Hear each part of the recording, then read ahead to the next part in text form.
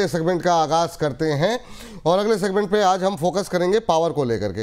बीते अगर हम 1 साल की बात करें, थोड़ा सा अंडर परफॉर्मेंस खासतौर से पीएसयू में देखने को मिली है। और एक एक लाइन का उत्तर जानना चाहेंगे, कैसे देख रहे हैं आप लोग, क्या इस क्षेत्र में अगले 1 साल बेहतर हो सकते हैं? पहले आप माला जी बोल दीजिए, फिर अमित सर आपसे एक सेक्टर व्यू सर आपका लेंगे अमित सर, उसके बाद से एक शेयर पे बातचीत करते हैं। पहले माला जी आप। Okay, thank you. देखिए, रिसेंटली गवर्नमेंट का जो डेटा आया था उसमें जो हमारी ग्रोथ दिखाई गई थी उसमें कंज्यूमर सेक्टर यानी रिटेल सेगमेंट और एनर्जी प्रोडक्शन, इस पर इंक्रीमेंट दिखा है। तो आने वाले समय में भी हमारी जो डिमांड इंक्रीज हो रही है तो एनर्जी सेक्टर पर हमारा फोकस रह सकता है एज एन इन्वेस्टमेंट पॉकेट अगर हम ढूंढ रहे हैं तो down the line 1 year definitely I am expecting when we are saying about the index की बात करें, निफ्टी एनर्जी की इंडेक्स की अगर मैं बात करूं तो अभी ये 35,300 के पास में है और बहुत आसानी से 1 साल के अंदर ये 37,400 को पार कर लेगा बहुत आसानी से। और रही बात स्टॉप लॉस, तो अगर हम इसमें देखें कि कहां तक डिक्लाइन हो सकता है, so it is not going below 33,600। तो ये एक रेंज है जो कि बेयर मिनिमम हमको टारगेट के रूप में दिखेगी या फिर हम इसको जो सपोर्ट की साइड में भी देख सके। और ये छोटे टारगेट्स हैं, जिस तरह से हमारी एक्सपेक्टेशन है तो ये 400-600 की रेंज तक तो जा ही सकता है। इसके बाद 40 का भाव भी टच कर सकता है 1 साल का नजरिया अगर हम देखें तो। चलिए ठीक, ये बात यहाँ पर निकल के आई है। और अमित सर आपकी टिप्पणी ओवरऑल सेक्टर को लेकर के। ये तो बेस्ट वे सर, अगर किसी भी सेक्टर को हमको एनालाइज करना है तो उसका इंडेक्स देख लो। पावर सेक्टर का इंडेक्स जो है अभी 35,300 के आसपास चल रहा है। मुझे भी लगता है कि 34,400 तक मैक्सिमम करेक्शन पॉसिबल है। 34,000 तक मोटा माटी पकड़ के चल सकते हैं, लेकिन आने वाले टाइम पर हम इसे 37,000 38,000 तक देख सकते हैं। चलिए ठीक है, अब एक एक करके जरा पहले जरा पीएसयू पे थोड़ी सी फोकस कर लेते हैं और उसके बाद से फिर प्राइवेट सेक्टर पे भी फटाफट बात करेंगे। पीएसयू में मैम आपसे शुरू करना चाहेंगे। इरेडा देखिए, इरेडा में रिकवरी आती हुई दिखाई दे रही है। हालांकि इसे मतलब प्योर पावर पे तो नहीं कहेंगे, ये पावर का बैंक एक तरीके से कह सकते हैं इसको। आपकी टिप्पणी क्या रहेगी? 150 के आसपास आया है, बीच में थोड़ी सी रिकवरी रही, बाहर लेवल पे लोगों की एंट्री है, हायर लेवल पे बहुत लोगों के सवाल आते हैं 180, 90, 200 के आसपास। आपकी टिप्पणी क्या रहेगी अभी इरेडा को लेकर के?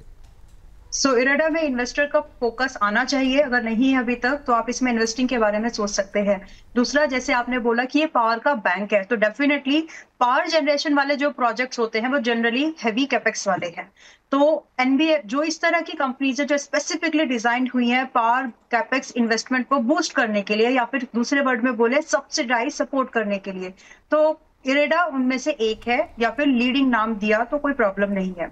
और फिलहाल के लिए जो इसके रिसेंट थोड़ा सा जो डेंट था कि बैड लोन वगैरह जो हुआ है, उन सब के बावजूद भी इन्वेस्टिंग जो इनकी जो ऑर्डर बुक है, लोन बुक बोलते हैं हम उसको एक्चुअली, जो इसकी लोन बुक है वो इम्प्रूव ही हो रही है और इम्प्रूव होगी। So from the perspective of की कंपनी को रेवेन्यू मिलेगा कि नहीं मिलेगा वो उसी पर डिपेंड करता है और इसमें वो रेवेन्यू की पोटेंशियल है। कंसोलिडेशन इसमें बहुत हो चुका है। Now it's time very likely कि ये थोड़ा बहुत दिन और मतलब 1 या 2 महीने का और थोड़ा सा सताव यहाँ पर दे, बट वेरी लाइकली कि अब ये यहाँ से उठने की तैयारी में है। तो एक रेंज कंसोलिडेशन रेंज हम समझ सकते हैं जो कि 145 से 152, 150, ये 10 रुपए की रेंज में कुछ और महीने हो सकता है हमको थोड़ा कंसोलिडेट करते हुए मिले।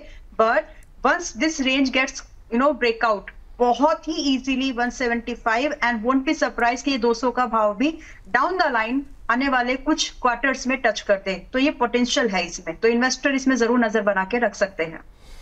इन्वेस्टर इस पे यहाँ पर अवश्य नज़र बना करके चलें। ये बात इरेडा को लेकर के निकल के आई है और इरेडा के बाद बात कर लेते हैं अगली कंपनी जिस पे काफ़ी जो लोगों की राय मतलब जानकारी लोग चाहते हैं। एक तो एनएचपीसी है, दूसरी पावर ग्रिड है। तो पावर ग्रिड या एनएचपीसी में एक पर आपकी टिप्पणी सर और एक पे मैम की। आप किस पे कर रहे हैं sir Amit sir, power grid या एनएचपीसी? एनएचपीसी में देता हूँ सर। चल ठीक है, पावर ग्रिड आप देख लीजिए मैम। जी मैम। जी सर। एनएचपीसी कुछ महीनों तक और कंसोलिडेशन फेज पे रह सकता है। चार्ट सेटअप अच्छा है, ओवरऑल 70 के नीचे लगता नहीं है, अभी 88 के आसपास का भाव है। इसको भी 88 से 82 तक हमें एक्यूमुलेट करना चाहिए। जिस दिन भी एक ब्रेकआउट सेटअप पे जाएगा उस दिन हमें 100 रुपए तक के भाव 99 टू 100 रुपीज का एक रेट दिख सकता है। जी, ये बात एनएचपीसी को लेकर के निकल के आई है। मैम आप जरा देखिए पावर ग्रिड एक। जी ओके, देखिए power grid direct power generation तो नहीं करता लेकिन सप्लाई का जो काम है इसका, यानी जनरेशन हुआ, किसी ने उसको फाइनेंस किया, इरेडा हो गया, किसी ने जनरेट किया, उसमें और दूसरी मीडिएटर कंपनीज आ गई। When it's come to supply, कि उसको सप्लाई करके देना है, तो वो बिजनेस मॉडल है पावर ग्रिड का। तो मेरे हिसाब से आप एज एन इन्वेस्टर अब यहाँ पर धीरे धीरे ही सही, लेकिन अपना ग्रेजुअल इन्वेस्टमेंट शुरू कर सकते हैं। एंड अभी ये 285 पर है, और यहाँ से ज्यादा नहीं, एक सपोर्ट लेकर के हमको यहाँ पर देख के चल रहे हैं 270 का। एंड फॉर दिस सपोर्ट, यानी इस सपोर्ट के साथ में हम लोग आने वाले टाइम में इसमें एक टारगेट देखते हैं 300। तो अब आराम से आपका जो रिस्क रिवॉर्ड है, जिस स्टॉप लॉस की अभी हम बात करें 270 पर, 1:1 का तो इजीली है। बट अगर आपको इससे ज्यादा चाहिए तो आपको इन्वेस्टिंग की नजर से ही इसको देखना होगा, ट्रेडिंग के मायने से नहीं। तो ये समय लेगा, बट इट गोना परफॉर्म, क्योंकि जैसे एनर्जी के ऊपर बूस्ट आएगा, इनके ऊपर भी पोटेंशियल बढ़ेगी। एक पीएसयू और डिस्कस कर लेते हैं, वो है SJVN। काफ़ी क्वेरीज रहती है, और SJVN बार बार, मतलब ये भी NHPC की तरह है सर, बार बार लगता है ब्रेकआउट आया फिर वापस लौट जाता है। तो ये वही वाली बात है, 91-92 तक गया, लगा अब तो 100 के पार निकला, लेकिन तब तक वापस 90 पे आगे, 90 पे चल रहा है सर। ये सब ने बहुत टाइट रेंज बना रखी है। अमित सर, ये इसके लिए भविष्यवाणी कीजिए। NHPC SJVN में बहुत सवाल आते हैं, लोग फंस गए हैं काफ़ी ज़्यादा, और 1 साल 1.5 साल हो गए, लोग मतलब करें तो करें क्या, ना निकल रहे हैं, क्योंकि सब सारे फंडामेंटल वाले करें नहीं, बहुत अच्छी कंपनी है, और टेक्निकल जो है वो मतलब ब्रेकआउट आते आते रह जाता है। आपकी टिप्पणी क्या रहेगी? सर अभी तो भविष्यवाणी ऐसी करी जा सकती है कि भैया पोजीशन काट लेनी चाहिए अगर कोई पोजीशन है तो, क्योंकि ये अभी गिरता हुआ नजर आ रहा है। 84 तक आराम से देख सकते हैं। 84 के अगर 81 के अगर नीचे निकल जाता है तो ये हो सकता है सर 65 तक भी गिर जाए। तो मेरा ये मानना है सर, महंगा पकड़ लो चलेगा, सस्ता होने दो। तो जब तक भी इसकी क्लोजिंग 100 के ऊपर नहीं आती है, जो आप एक्सपेक्ट कर रहे हैं कि 100 के ऊपर निकलेगा, तब तक उसके 110 तक के जाने की भी पोटेंशियल नहीं है। तो बेटर ये है कि इस तरह के जो स्टॉक है सर, अभी मैं इसका चार्ट देख रहा हूँ, ऑलमोस्ट 6 महीने से वो नॉन स्टॉप 95 96 तक जाता है, वापस से 80 82 तक आ जाता है। तो बेटर ये है सर, मेरे ख्याल से अगर इसमें कोई पोजीशन बिल्डअप करनी है बहुत लॉन्ग टर्म नजरिए से, तो यहाँ पर इमीडिएटली ऐसे बड़ी बड़ी क्वांटिटी एक ही जगह पे नहीं लेनी चाहिए। ये ओवरऑल 81 के ऊपर जब तक सस्टेनेबल है, तब तक उसमें कुछ पॉजिटिव सिग्नल, पॉजिटिव न्यूज आकर बाजार में 199 तक का भाव देखने को मिल सकता है। तो ओवरऑल अगर मैं इसको समराइज करूं तो 80 और 100 के बीच में ही फंसा हुआ दिखेगा आने वाले 2-4-8 महीने तक। जब बात यहाँ पर निकल के आ रही है, एक और शेयर जिसमें काफ़ी दर्द है, मैम आपसे जानना चाहेंगे, वो है सुजलॉन। मतलब 80-82 के ऊपर जब गया तो हर आदमी ये उम्मीद करा था अब तो 100 के पार होगा, और जब ये नीचे आना शुरू हुआ, लोगों ने मतलब जो है एवरेजिंग करनी शुरू की, लेकिन जिस लेवल पे एवरेजिंग की वो सब लेवल तोड़ते हुए नीचे आ रहा है। अब 53 पे आ गया है। 53 के आसपास क्या करना चाहिए? क्या यहाँ पे भी एवरेजिंग ही करनी चाहिए, और जो फ्रेश बाय करने वाले लोग हैं उनको क्या यहाँ पर नई खरीदारी करनी चाहिए? यहाँ पे क्या संभावनाएं दिखाई दे रही हैं आपको? सुजलॉन पे क्या भरोसा है आपका? देखिए, सुजलॉन इन्वेस्टिंग के लिए ठीक है। अगर आप इसमें ट्रेडिंग करेंगे तो आपको वॉलेटिलिटी में जब भी ये स्टॉक ऊपर जाता है तो आपको प्रॉफिट निकालना ही पड़ेगा इसमें से, अदरवाइज सपोर्ट ब्रीच होंगे, और फिर इसको ये मतलब एक्चुअल सपोर्ट जिसको हम बोलते हैं ना, लॉन्ग टर्म वाले सपोर्ट्स एंड लॉन्ग टर्म वाले रेजिस्टेंसेस को ये फॉलो करता है, मंथली जिसको हम बोलते हैं जनरल। तो मेरे हिसाब से अगर आप एक्चुअली इन्वेस्टिंग के लिए सोच रहे हैं तो थोड़ा सा और रुक जाइए, पॉसिबल है, क्योंकि सपोर्ट तो ब्रीच हो ही चुका है जो 56 का था। 56 इंच का सीना जो एक डायलॉग भी है, वो तो अभी छोटा अभी टूट गया है वो। अब हम बात करते हैं सपोर्ट के ब्रीच होने के बाद में अगला जो एक्चुअल सपोर्ट बनता है इन्वेस्टर्स के लिए, जो पुराने लेवल्स थे, वो है 50-48 के पास। पेशेंस के साथ में वेट करिए। इन्वेस्टर हैं तो आप वहां पर एवरेज करना वहीं पर, उससे पहले की जरूरत नहीं है, क्योंकि पॉसिबल है कि और नीचे स्लाइड हो जाए। और अगर आप फ्रेश बाइंग के बारे में सोच रहे हैं तो फिर या तो 50 से 48 की रेंज में दोबारा अगर आए तो, और else wait for a breakout. वो ब्रेकआउट आपका बनता है 58 के ऊपर। तो दोनों ही केस में डाउन द लाइन 1 महीना 1.5 महीने में ये दोनों ही रेंज नहीं आने वाली है। सो आप वेट करो, प्राइस अलर्ट लगा के रखिए, ऊपर के भाव के लिए भी नीचे के भाव के लिए भी, क्योंकि फिलहाल ये बीच में लटका है। तो अगर यहाँ आने वालों के लिए रिस्क ज्यादा है, और उसमें कंफर्मेशन भी नहीं है कि आपको टारगेट मिलेगा ही, लेकिन once it's test it's 48-50 range, वहां से रिस्क छोटा है, ज्यादा चांसेस बनेंगे कि बाउंस होगा। ये बात है यहाँ पर निकल के आई हुई है, और ये निकल के आते के बाद 2-3 और छोटे शेयर हैं जिसमें काफ़ी क्वेरीज आ रही है सुजलॉन के बाद। सर जेपी पावर पे आप दोनों बता दीजिएगा। हाँ सर कुछ कह रहे हैं सर? जी सर अमित सर सुजलॉन के लिए मैं भी बोलना चाहूंगा। हाँ अरे बिल्कुल सर बिल्कुल। अगर किसी के पास भी ये स्टॉक है, मेरे ख्याल से बहुत सारे लोगों के पास 28, 30, 32 रुपए की रेंज का भी है, तो एक बार यहाँ से निकल जाना चाहिए। मुझे 33 रुपए का भाव आगे आने वाले टाइम पर दिख रहा है, जब तक ये 61 के ऊपर नहीं निकलता है। 61 के ऊपर निकलता है तो वापस से री एंट्री प्लान कर लीजिए, वरना यहाँ पर प्रॉफिट बुक कर लेना चाहिए और फ्रेश एंट्री का यहाँ पर प्लान नहीं करना चाहिए। अच्छा चलिए ठीक है। हालांकि पता नहीं क्यों मुझे अंदर से ये लग रहा है, ये जब भी रिजल्ट आते हैं, हालांकि पिछली बार जो है यहाँ पे प्रमोटर यहाँ पर कुछ एक बदलाव हो गया, इस्तीफा वगैरह हो गया, वरना जब रिजल्ट आते हैं इसके तो उसने अब तक सरप्राइज़ किया और वहाँ कुछ ना कुछ बीच में हम देखते हैं कि अपर सर्किट वगैरह लगते हुए दिखाई देते हैं। अब देखना ये है क्या उस सेकंड क्वार्टर के रिजल्ट के बाद भी वही इतिहास दोहराया जाएगा या फिर 33 पे आएगा, इस पर हमारी निगाहें रहेंगी। चलिए अब जरा बात, सर मेरा जो सवाल था एक और छोटे शेयर पे, वो है जेपी पावर। तो जेपी पावर आज ट्रेंड में भी था, हम लोग बात कर नहीं पाए। ये सर धीमे धीमे करके जो है ये आगे बढ़ रहा है, अभी जो है 17-18 के आसपास चल रहा है। हो क्या रहा है पता नहीं, लेकिन अमित सर क्या टिप्पणी रहेगी? एक महीने में 10-11% करेक्ट हुआ, चर्चाएं बहुत हुई, लेकिन शेयर नहीं चल रहा अभी। सर जेपी पावर मुझे ऐसा लगता है आने वाले टाइम पर 17 रुपए के आसपास वापस से भाव दिखा सकता है। अभी अभी इसने कुछ टाइम पहले, यानी कि सितंबर मंथ में 9 सितंबर को इसने हाई पोस्ट किया था 20 रुपीज 46 पैसे का, वो तो वापस से रीटेस्ट होता हुआ कम नजर आ रहा है। लेकिन 17 रुपए के आसपास एक फ्रेश 17 रुपए 20 पैसे से 17 रुपए के बीच में बाय प्लान कर सकते हैं। लेकिन अगर किसी दिन की भी क्लोजिंग 16 रुपए 80 पैसे के नीचे आ गई तो यहाँ पर भी एक बार लॉस बुक करके एग्जिट हो जाना चाहिए। एक बात कहना चाहूंगा सर, बड़ी क्वांटिटी में इन सब स्टॉक्स में नहीं जाना चाहिए। ये तो ऐसा है कि 10,000 20,000 रुपए के शेयर ले लिए, भूल गए, चल गया तो चांद तक वरना शाम तक। नहीं बात आपकी सही है, लेकिन अब इसमें समस्या ये आ जाती है, मतलब एक डिजिटल चैनल होने के नाते इतनी क्वेरीज रहती ना, क्योंकि लोगों की एक साइकोलॉजी मान लीजिए या जो भी मान लीजिए, वो 10 रुपये 20 रुपये वाले शेयर अगर और कहीं किसी ने कुछ पॉजिटिव बोला तो उनको लगता है कि यहाँ पे जो है ज़्यादा क्वांटिटी हमको मिल जाएगी, 1000 वाले में थोड़ी सी एक ही शेयर मिल पाया, इसमें 1000 रुपये में आपने ज़्यादा शेयर रख लिए, तो एक कहीं ना कहीं वो सवाल इतने रहते हैं, तो उसको थोड़ा सा एड्रेस करने की बिल्कुल कोशिश रहती है। लेकिन बिल्कुल सही कहा आपने कि इस तरह के शेयरों में भाई चल गया तो चल गया, तो वही पैसे लगाएं जो एक्स्ट्रा पड़े हो कहीं पे, तो लगा करके छोड़ दीजिए, कहीं अगर कुछ चल गया तो अच्छी बात है। इससे बेटर तो ऐसा है कि जितने भी स्मॉल कैप के स्टॉक हैं, जितने भी हैं, वहां सब जगह सेम एलोकेशन कर दो, कोई ना कोई तो एक चल ही जाएगा 10-20 साल में। Good one. बहुत शानदार सर, बहुत शानदार। चलिए थोड़ा सा बात करते हैं अदानी ग्रुप के बारे में। अदानी ग्रीन पे मैम बताइए आप जरा, क्या संभावनाएं दिखाई दे रही हैं? अदानी पावर पे सर आप देख लीजिए क्या संभावनाएं दिखाई दे रही हैं। थोड़ा सा आज प्रेशर में है, लेकिन दोबारा ये फोकस में आ गया है जब से सेबी की तरफ से क्लीन चिट मिली है। मैम पहले आपकी टिप्पणी Adani green. Adani green investor के लिए अच्छा है, ये स्टेटमेंट मैं अंडरस्कोर करना चाहती हूँ। और जो लोग, सीधी सी बात है कि जो लोग ब्रेकआउट के बाद, मतलब जब ये स्टॉक 1100 100 1100 के पास में था तब लेने के लिए रेडी थे, तो क्या उनको तकलीफ होनी चाहिए 1040 के भाव पर लेने के लिए? नहीं। और अगर ये थोड़ा सा और नीचे की तरफ सरकता है, लाइक 970 980 के पास में भी, तो क्या वहां पर प्रॉब्लम होनी चाहिए आपको बाइंग इन्वेस्टिंग के लिए? नहीं।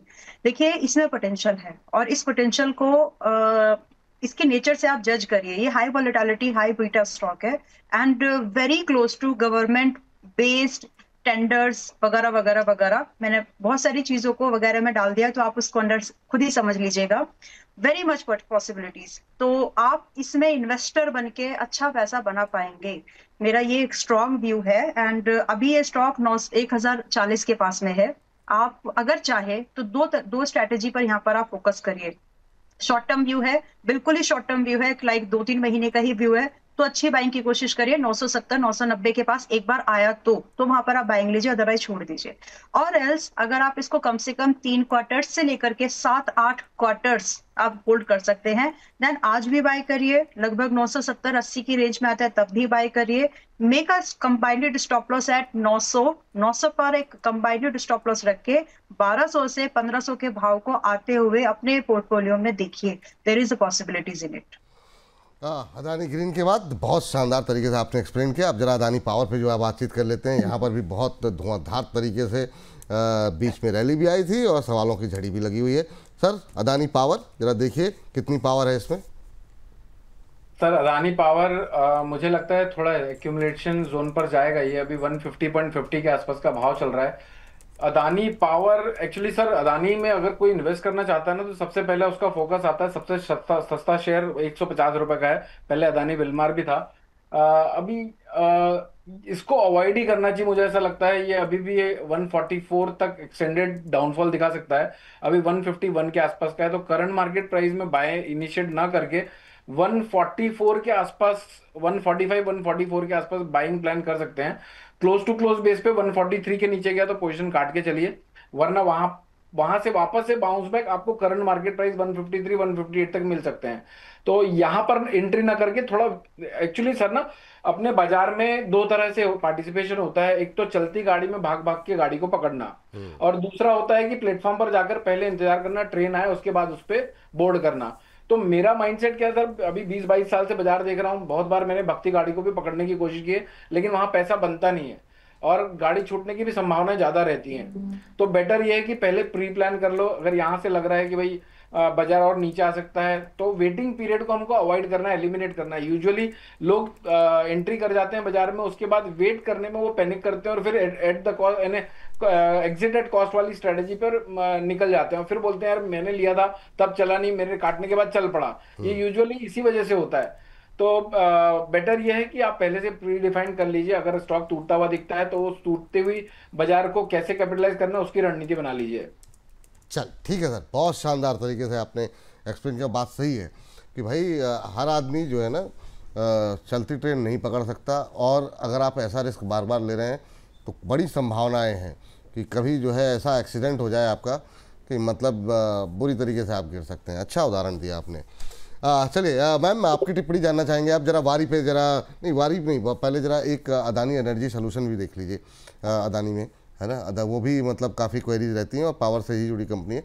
आपकी टिप्पणी एनर्जी, अदानी एनर्जी सोल्यूशन, और सर आप वारी देख लीजिए तब तक। अमित सर, मैम आपकी टिप्पणी। ओके देखिए, वारी में जो इन्वेस्टर है, पहले तो ट्रेडिंग वाला मैं फिर से, जब आपने पिछली बार एक शो स्पेशल किया था अडानी को लेकर के, थोड़े दिन पहले, पिछले हफ्ते कुछ एक दिन की बात थी, तो जब मूवमेंट आया था उसके बाद आपने ये शो किया था। तो इन्वेस्टर्स जो हैं वही अडानी में पैसा बना सकते हैं। मैं दूसरी बार ये बात बोल रही हूँ, ट्रेडर को मुश्किल आएगी, क्योंकि ये वॉलेटाइल स्टॉक्स हैं। नेचर को पकड़िए, इसका नेचर कैसा है, और ये नेचर में बहुत ही वॉलेटाइल वाइड रेंज वाले स्टॉक्स हैं। अपर सर्किट, लोअर सर्किट सिर्फ नाम के नहीं है, इनमें हिट भी होते हैं। सो अंडरस्टैंड दिस, एक दिन की रेंज ट्रेड होती है इनमें बहुत अच्छे से। वेल सेइंग दिस, अब यहाँ पर देखिए अडानी एनर्जी सॉल्यूशंस जो है, सबसे पहले तो बाइंग लेवल्स देख लेते हैं कि कहां पर फ्रेश बाइंग के बारे में सोचना है। यहाँ पर मेरी नजर में 880 से 890 की रेंज में एक बार फिर से अटेम्प्ट किया जा सकता है, with stop loss at 800। Definitely थोड़ा सा बड़ा है, बट आपको जो इसके टारगेट्स भी मिलेंगे वो भी थोड़े बड़े ही मिलेंगे, जो कि स्टार्ट ही होते हैं 980 से एंड अप टू 1150। बड़े टारगेट्स है, बड़ा ही स्टॉप लॉस है, हाई बीटा स्टॉक है, समझ के ही इसको ट्रेड करिए, ये इन्वेस्टिंग के लिए लेवल्स है। दूसरी चीज, ये करेक्शन क्यों पॉसिबल है थोड़ा बहुत, अभी अच्छा खासा मूव हुआ है। एक तो टेक्निकल रीजन हो गया कि प्रॉफिट बुकिंग आती है, दूसरा एस्पेक्ट पर हम जब देख रहे हैं तो इसमें इसका जो सेक्टर के मल्टीपल में इसका जो आज की प्राइस टू अर्निंग रेशियो है वो 46 है। और जब हम इसके फाइनेंशियल्स को देख रहे हैं तो कहीं ना कहीं ये फाइनेंशियल्स इस ईयर ऑन ईयर बस की ग्रोथ जो 145% से ज्यादा की दिख रही है उसको जस्टिफाई कर रहे हैं। सो इसका समराइजेशन ये है कि थोड़ा सा पुल बैक मैं एक्सपेक्ट जरूर कर रही हूँ, जो कि एक अच्छी एंट्री बनेगी, लेकिन ओवरऑल इन्वेस्टर अगर इसको मिस कर देंगे तो ये अपॉर्चुनिटी मिस हो जाएगी फिर। So instead of missing it, आप यहाँ पर प्राइस अलर्ट लगाइए ताकि अच्छा भाव आपकी एंट्री का हो जाए, और फिर वेट करिए टारगेट्स के लिए। चलिए ठीक है, अब शो के समय बस 30 सेकंड से 1 मिनट, 1-1.25 मिनट रह गया। एक दो शेयर डिस्कस करें। सर वारी के बारे में आप बताइए। JSW एनर्जी आप देख लीजिए मैम फटाफट, और संक्षेप में। हाँ जी, JSW एनर्जी मैम, सर आपका। सर अदानी वारी से अच्छा ना, अभी मुझे जो अदानी इंटरप्राइजेस का भाव चल रहा है 2510 के आसपास है, मुझे लगता है 2390 के नीचे नहीं जाएगा। और अगर इनफैक्ट अगर 2400 तक भी फॉल होता हुआ मिले तो उसको बाइंग प्लान करना चाहिए। करंट मार्केट प्राइस है 2400 तक का, हालांकि 4% की डाउन साइड तक की रेंज दे रहा हूं, लेकिन इसके अगेंस्ट में पोटेंशियल टारगेट बहुत अच्छे हैं। 2800 और 2800 के ऊपर, 2800 अभी लास्ट सेशन में हमने डिस्कस किया था, 2815 के ऊपर निकल जाता है तो हो सकता है हमें 3000 रुपए के भाव भी देखने को मिले। लेकिन अभी एक्चुअली सर आगे बिहार का भी इलेक्शन है और अदानी साहब और अंबानी साहब थोड़े से काफी ज्यादा अटैच्ड हैं पॉलिटिकली, तो वहां से अगर बिहार का इलेक्शन हम निकाल जाते हैं पॉजिटिव ट्रैक में, जो करंट सरकार है वो कंटिन्यू करती है, तो हम इसमें एक अच्छा खासा स्ट्रेंथ देखने को मिलेगा। लेकिन उसके लिए अभी बिहार के इलेक्शन नवंबर में है, तब तक हमें इसको एक्यूमुलेट ही करना है, तब तक ऐसा एक्सपेक्ट नहीं करना है कि ये एकदम तांडव कर जाएगा। बिल्कुल। चलिए, तो ये बात यहाँ पर निकल करके आती हुई, और मैम आपकी टिप्पणी क्या रहेगी यहाँ पर JSW एनर्जी? और मैम इस सेगमेंट को समाप्त करते हैं क्योंकि ब्रोकर बोलेगा सेगमेंट समाप्त शुरू होने वाला है। मैं चाहूँगा एक बार आप जरा, क्योंकि सबका व्यू जो है वो ज़्यादातर लोगों का निगेटिव है। वोडाफोन हालांकि इस सेक्टर का, इस थीम का हिस्सा नहीं है वो, लेकिन पहले JSW एनर्जी फिर वोडाफोन पे, क्योंकि कल एक शानदार रैली रही और आज थोड़ी सुस्ती है। तो एक रचित जी और एक आप, दो लोग ऐसे हैं हमारे पैनल में जो सकार पॉजिटिव व्यू यहाँ पर रखे हुए हैं, बाकी सबका नकारात्मक व्यू है। आपकी टिप्पणी पहले। देखिए, ओके, तो वोडाफोन में जिनके टारगेट्स मिल जाएंगे उनको तो अच्छा ही लगेगा। तो मुझे तो मेरा गिवन टारगेट मिला है 9.2 का, so I feel happy about it. क्योंकि तो अभी भी आगे का व्यू बाय द वे वो कंटिन्यू है। अगर कल की डेट में, कल भी शायद ये स्टॉक आया था आपके ही लाइव सेशन में मॉर्निंग में, आई थिंक उस समय भी इसमें यही बताया गया था कि आप इसमें अभी भी बाइंग ले सकते हैं।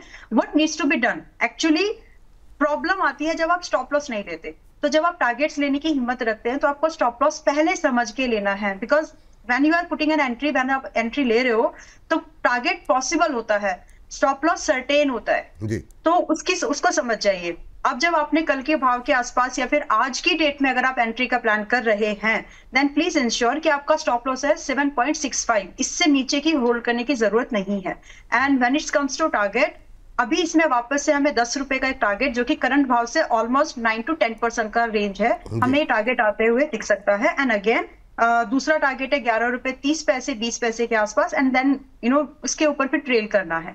So that view I am still continuing with it, जो कि सेकंड टारगेट के बाद का है। ठीक, 30 सेकंड में JSW एनर्जी मैम, इस सेगमेंट को क्योंकि हर्ष आ चुके हैं, काफी टाइम लेट हो गया हम लोग जी। पक्का तो ठीक है, JSW एनर्जी पे आपको एक ब्रेकआउट ट्रेड प्लान करना है। करंट लेवल अवॉइड करिए, फ्रेश बाइंग लेना है तो आपको वो लेना चाहिए 565 के ऊपर for the targets of 600, 625 and 40।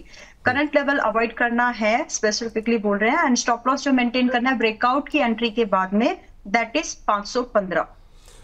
चलिए ठीक है मैम, और इसी के साथ इस सेगमेंट को करते हैं यहीं पर समाप्त।